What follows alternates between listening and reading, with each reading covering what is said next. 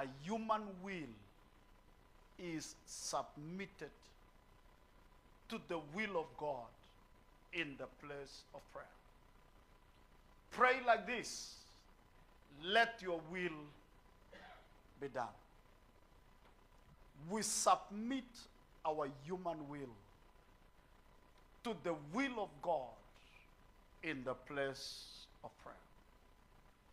There is no better expression of surrender and submission than in prayer.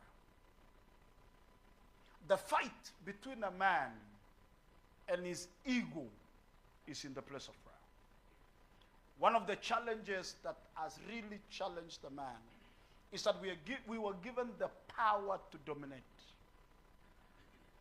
The only place where that ego can be challenged, the place where you surrender your will to God, is in the place of prayer. Jesus is saying, pray therefore like this: Our Father who art in heaven, hallowed be your name. Go back to Luke. Let's stick with Luke. A will that is not submitted is a weight, a burden that has the power to destroy the dreams of a man. God gave us the free will, the power to will, but he gave us a formula to submit our will to God. And there is no better place where you submit your will to God than in prayer. If a man has to pray, therefore, Samuel says, I cannot sin by not praying. What he's simply saying is, I consider prayer as a responsibility of my office. You can only make prayer from a position of responsibility.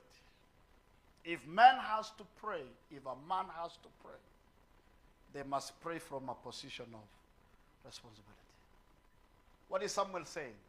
He's saying one of the things that gives me the legitimacy, the right, a position as a man is to pray. Men ought to consider prayer. If a man has to pray, they must consider prayer as a responsibility. A responsibility like any responsibility that makes a man a man. Listen, friends. Until prayer is considered as a man's responsibility, until prayer is considered as one of the things that makes a man, an authority, a covering, a head, a leader, prayer will always remain secondary. A man should look at prayer from a position of necessity.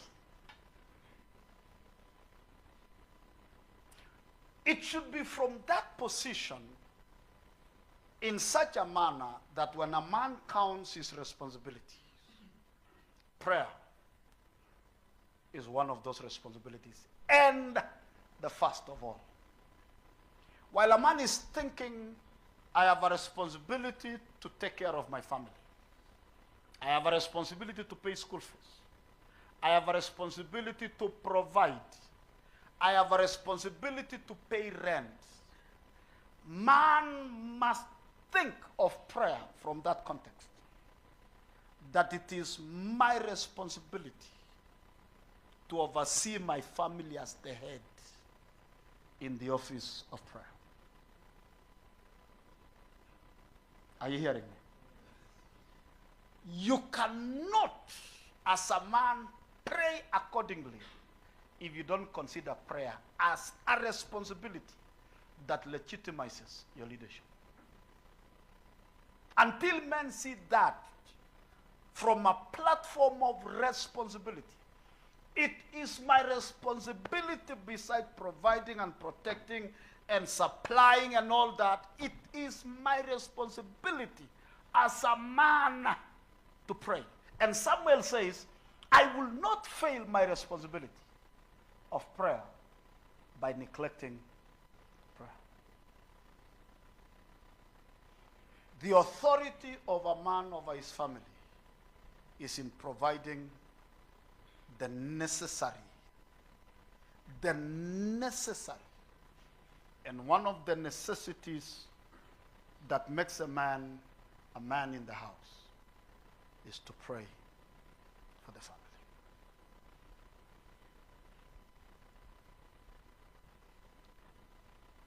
When men don't pray, their responsibility is shifted. And whoever prays for the family leads the family.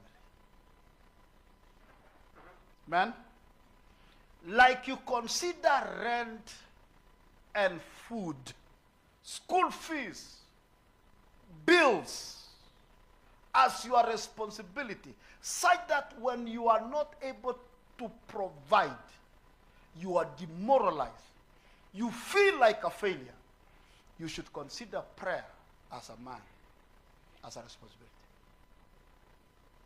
That if I don't pray, I have missed the mark, I have sinned. Because listen, friends, if you don't look at it from that perspective, you would think paying rent is more important than praying. And anything you don't consider as a responsibility will remain secondary in your life. You can only pray if you look at prayer as a necessity that legitimizes your authority.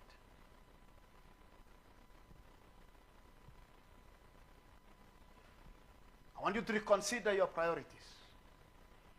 The man is the head of the woman. His office is built on the altar of prayer.